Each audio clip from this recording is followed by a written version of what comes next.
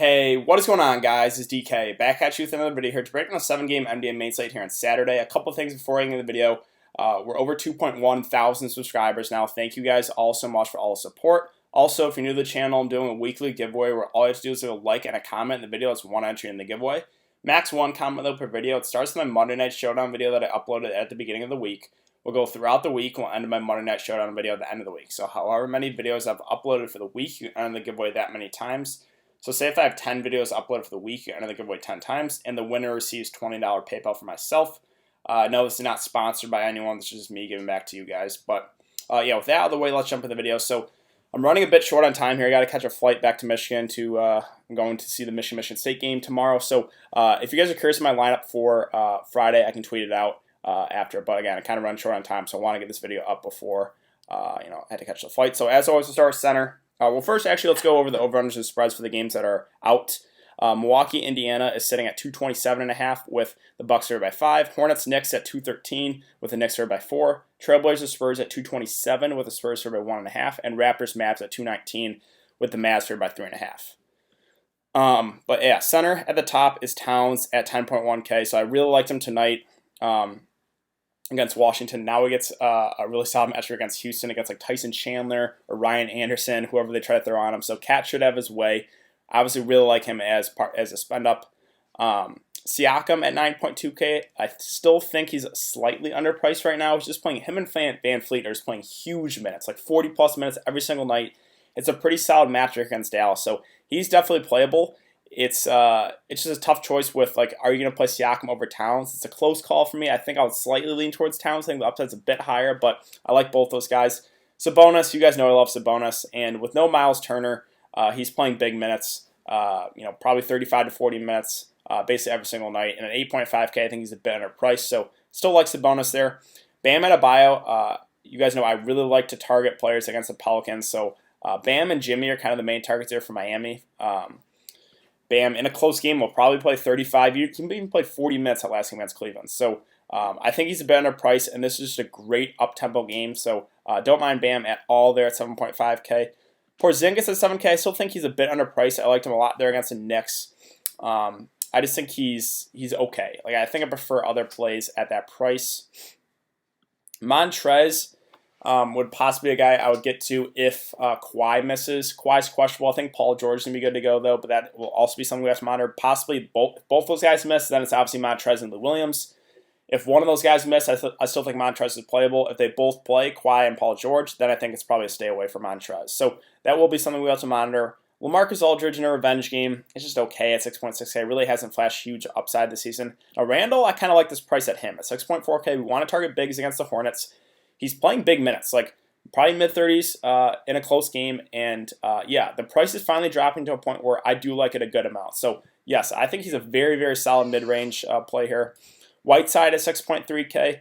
I think he's definitely viable. The minutes are, he's probably going to play 25 to 30 minutes, maybe even a bit more in a close game. And at 6.3K, I still think he's a bit underpriced. So kind of like him in the mid-tier as well. Favors has been playing huge minutes here for the Pelicans recently. Played 35 in that last game against the Clippers. Put up 52 fantasy points, so don't think we're going to expect that again.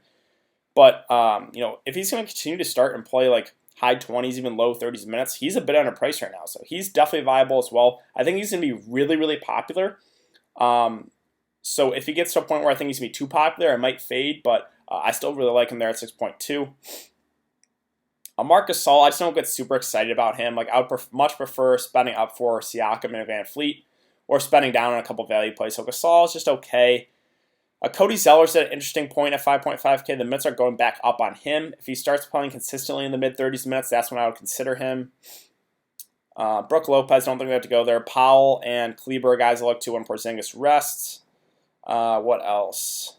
Bobby Portis, Mitchell Robinson, Taj Gibson. It's David Fizdale. I don't think we have to go there in this slate.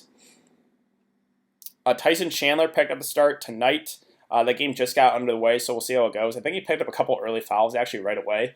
But if, they really don't have any other bigs besides like Ryan Anderson, or they do have Hartenstein too, I believe. But like I said, someone's going to have to guard Cat. So Tyson Chandler's probably their best bet at 4.2K. I think he's a viable, cheap option for sure.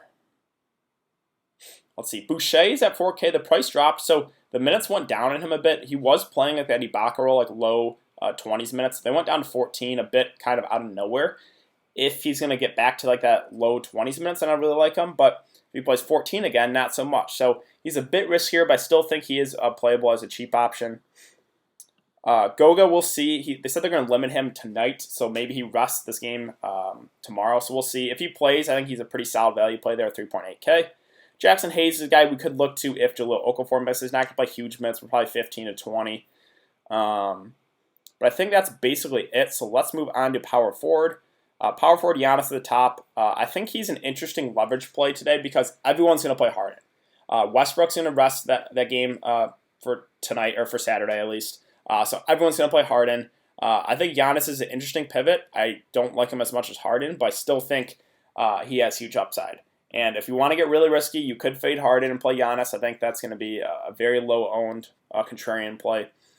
Kawhi Leonard currently listed as questionable for this game. If he misses, again, Lou Williams, Montrez. We still have Paul George, though. I think Paul George is going to be good to go as well. He played limited minutes, but in only 24 minutes for 49 fantasy points. If everyone's good to go for the Clippers, it'll probably be a stay away. But, if Kawhi misses, then we could look to a guy like Paul George, and, Lou and Montrez would be okay. Let's see. Jabari Parker at 7K. I still think there's a little bit of upside in the price, but not my favorite play. Let's see. Brandon Ingram's currently listed as probable, so I think he's going to be good to go. It's a decent match here against Miami, and he's been unbelievable this year. So at 6.9K, I think he plays probably mid-30s minutes in a close game, and I think he's a bit underpriced. So definitely don't mind Ingram there at all. You could run. I don't mind Pelicans Heat game stack for sure. Again, the Pelicans just play at such a fast pace. I already talked about how I like the price in Randall. Favors, I think, is going to be really popular, but I do like him. Marcus Morris is a bit up and down, but we know he's going to shoot the ball a ton. I think he's viable for GPPs. Let's see. Kenrich Williams is interesting here at 5.3K. He's been playing solid minutes. With Ingram back, I don't think he's going to play like 38 minutes tonight, but I still think you could get like high 20s, low 30s at 5.3K. I just think he's okay. Don't think he's a great play, but don't think he's the worst play. Now we get to the Minnesota guys. So Wiggins, we don't know what his status is for Saturday. We know he's ruled out for Friday. If he misses again, then obviously Towns gets the boost, and then it's like my two main other options I want to get in are Covington and Teague. Covington at 4.8K would probably play, again, 28 to 30 minutes. I think the same for Teague. So those two would be the guys I want the most for the Minnesota side if Wiggins misses. And I would definitely like this game as part of a game stack for sure. Houston plays like no defense. Same with Minnesota. I think this one's going to be a really high over-under game, so you're definitely going to want some pieces in that one for sure. What else? PJ Tucker is definitely viable, 4.4. With no Westbrook, I think he probably is going to ask to play like 40 or so minutes. And not a guy that has huge upside, but he's going to play those type of minutes. I think he's very, very viable. Probably a really safe value play in my opinion. JaMychal Green, just the minutes are up and down on him. If he plays like the low 30s, I would like him. Last game he only played 18. So he's a bit riskier at 4.4K. What else? I think that is basically it. So let's move on to small forward. Let's see. Giannis, Kawhi, already talked about Wiggins. If he plays, he's definitely viable in a great spot. If he misses, again, it's Towns, Teague, and Covington for me. Jimmy Butler, I really like him. Him and Bam are going to play big minutes no matter what. Jimmy, 38, 39, and 39 minutes. This is just a great spot here against the Pelicans. So really like him. Really like Bam on the Miami side. Let's see. What else? Hollis Jefferson, don't mind him as a cheap play. I think I'd prefer him if he starts. If he comes off the bench, I think he probably plays mid-20s minutes. If he starts, I think he could get into the low 30s. So that will be something we have to monitor. If he starts, I think he would be a viable play. If he comes off the bench, I just think he's okay. JJ Redick currently listed as questionable as well. If he misses, again, that would be boosted guys Etuan Moore, Kendrick Williams might pick up some more minutes, Frank Jackson, maybe Alexander Walker. So that will be something we all have to monitor. OG is... Oh, he practiced? Okay, so OG practicing is good to go. Okay, so with him being good to go, most likely, then that kind of takes me off Ronda Hollis Jefferson. So, don't think I would go with Ronda Hollis Jefferson now with OG, leaning more towards probable. Okogie, so like Okogie and Culver would be other guys I would consider if Wiggins misses. Again, this is a great spot, so we'll see, if Andrew Wiggins does play or not. That will be something we have to monitor. Other options. So these Houston guys, I'll talk about the Houston guys at the end, but Ben McLemore, Austin Rivers, these guys are going to have to play big minutes. even Chris Clemens I'll talk about. So these guys, I think this is where you get your value. I know they're not super high usage guys, but now with no Westbrook, a couple of these guys are going to have big games. So I'll talk about Houston at the end, but those are guys that I'm 100% considering. I think that's kind of where you get your value today. What else? I think that's basically it, though. So let's move on to shooting guard. Harden at the top. It's just, I think you play him in cash games for sure. Even GPPs with no Westbrook, it's going to be super hard to fade, especially in this spot. It's literally Harden and a bunch of scrubs. So he's gonna probably ask to play huge minutes. It's going to be all him in the offense. So you got to like him here at 12.2K. I think the upside is just huge. I think he could put up like 80, maybe even 90 fantasy points in this one. Luka's an interesting contrarian play because, again, I think everyone's going to go to Harden. I think a lot of people are going to go Towns. So I think Luka is a guy that goes a bit lower round. It's a slightly tougher matchup, but he's been great. And I think he's a bit underpriced still, so he's definitely viable. Drew Holiday, with Brandon Ingram back, takes definitely a little bit of a hit. I don't think he's going to put up like 64 fantasy points. I still think he's playable. I think I'd only go there though as part of a game stack. Let's see. Devontae Graham, I think it's just okay. He seems priced about right. Van Fleet, I still like the price on him at 7.1K. He's playing huge minutes. Gonna play probably 40 or so in a close game, and it's an up-tempo game. So I still think he's a bit underpriced. I do like him there at 7.1. Now Brogdon's very interesting here at 6.9K. It is a back-to-back, but a revenge game narrative. He's probably gonna play low to mid 30s minutes in a close one. So I do like the price tag on Brogdon a good amount here at 6.9K. See, Kendrick Nunn had a big game that last time out. It's a great spot here against the Pelicans. The minutes have been up on him too, 37 and 37. Now, I don't necessarily think these are secure, like he's going to play huge minutes, but because they have guys like Harrow, they have Dragic they can use. So that's why I don't think these minutes are necessarily secure. But I think if he hits that high end of the minutes range, that he could crush. So he's definitely someone I'm considering there, 5.8K. Again, it's a great spot. Other options here. Harrow at 4.6, don't think we have to go there. It is a good spot, but I'll probably prefer other plays. Let's see, Norman Powell, the pricing going down on him a bit, but again, he's very scoring dependent like we saw in Portland. Shot 0 of 6, only put up 14 fantasy points. So that's why he's a bit risky.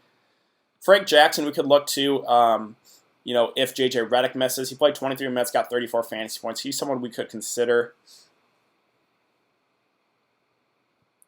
But I think that's basically it. Again, I'll talk about Houston guys at the end here. So let's move on to point guard. Trae Young, I think, is another contrarian play here. Again, I think everyone goes to Harden and everyone goes to Towns. Guys like Doncic, Trae Young even, I think he's still underpriced at 9.4K. So if Atlanta's going to somehow keep this one close, there's definitely some blowout risk in this one with possibly Kawhi and Paul George playing. When they're fully healthy, the Clippers are probably the best team in the league. So there's definitely blowout risk. If Atlanta's going to keep this close, Trae Young's going to have a big game. So I think he's a contrarian spin up that I do kind of like there. Lillard at 8.7 is okay. Probably not going to be the way that I go. Again, Westbrook is going to rest this game for Saturday. So do not play Russell Westbrook. Bledsoe at 7.3K with no Chris Middleton has been really solid this year. And I still think he's a bit underpriced. So he's definitely playable at 7.3K. There are guys in the mid-range are definitely viable. Like you could make a stars and scrubs approach with like Harden, Towns, and some of those cheap Minnesota guys, some of the cheap Houston guys, or you could go more balanced. There's a lot of solid balanced guys like Bledsoe, Van Fleet, Brogdon. So there's a lot of different ways you can go on the slate. I kind of like it. Rozier's even interesting at 6.7K. It's a solid matchup. We know he has upside, so I think he's a guy that goes probably sub 5% owned, but still has some upside. Dragic is playable off the bench against a great spot. The Mets a bit up and down. If he hits like the low 30s, he could crush. So he's someone we're definitely considering. DeJounte Murray, I think he's going to rest in this one, so would not play him. Guys like Derek White and Patty Mills may pick up a few extra minutes, but I think I prefer value plays elsewhere. I think guys like the Houston guys, the Minnesota guys, I think will be a bit better value plays in my opinion. Dennis Smith Jr. had a pretty big game that last time out, 30 minutes too. Now he's priced up to 5K. I just don't think I want to go there. Again, Derek White, Patty Mills may pick up a few extra minutes. I think they're okay. Just not my favorite plays. So I think that's basically it. So let's talk about the Houston guys before I get out of here. Again, I think this is probably where you get your value plays. Houston and possibly even Minnesota. If Wiggins misses again, then there's definitely a lot of value plays in Minnesota as well. So on the Houston side, it's obviously Harden at the top. Westbrook's going to rest in this one. So PJ Tucker I think is pretty safe. I think he plays like 40 or so minutes. Tyson Chandler's probably their best option to guard Cat. I think probably 20 to 25 minutes. And then guys like McLemore and Rivers, I really like those guys because they're just going to ask them to play huge minutes, probably like 30 to 35, maybe a bit more. So I really like those guys as value plays. Thabo Cephalosha probably gets a little bit extra run. He's playable. I think a guy like Chris Clemens is an interesting play as well. I think a lot of people will gravitate towards Rivers and McLemore. I think they're probably a bit safer, I guess, because they're probably going to play more minutes. But Clemens off the bench, we know this guy has upside. So he's viable as well. So I think that's kind of my thoughts here for Houston. But I think that's going to do it for today's video, guys. So if you have been enjoying the content, would really appreciate it if you could like this video and subscribe. I will not be able to live stream again. I'll be at the Michigan State game, so I apologize for that. But thanks again for coming to check out the video, guys. I really appreciate it, and I will see you later.